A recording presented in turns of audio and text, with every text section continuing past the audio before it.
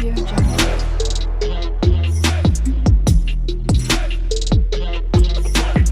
Audio Jungle.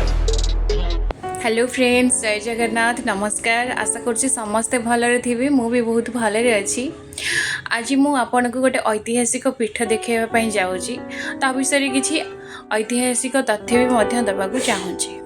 आपण मैंने समस्ते तो जानी पंचलिंगेश्वर विषय जोटा कि आम ओडिशार बालेश्वर सहर में अवस्थित। हाँ आज्ञा, नीलगिरी पर्वत पाददेश बाबा महादेवंकर आविर्भाव।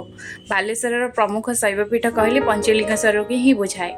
पौराणिक और ऐतिहासिक दृष्टिकोण यह पीठटी एक गुरुत्व वहन करे। नीलगिरी ठारू मात्र 10 किलोमीटर दूर रही देवगिरी पर्वत। यही पर्वत मध्य एक प्राकृतिक परिवेश पूजा पाउछंदी बाबा पंचलिंगेश्वर।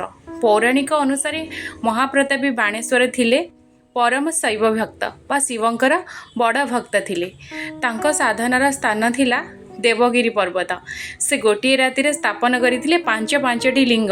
यह थिला निकटवर्ती भिन्न भिन्न स्थान रे।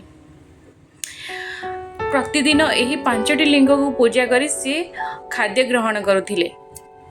समयक्रमे निजर बार्धक्य जोगु यह करबा तांको पक्षे संभवपर होई नथिला। तेणु भगवान सदाशिव को करथिले से आतुर प्रार्थना रे संतुष्ट होइथिले। शंकर सृष्टि करथिले चिरश्रोता झरणा।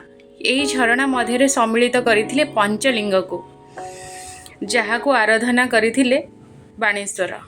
आत्मतृप्ति पाइथिले भी मध्य बाणेश्वर।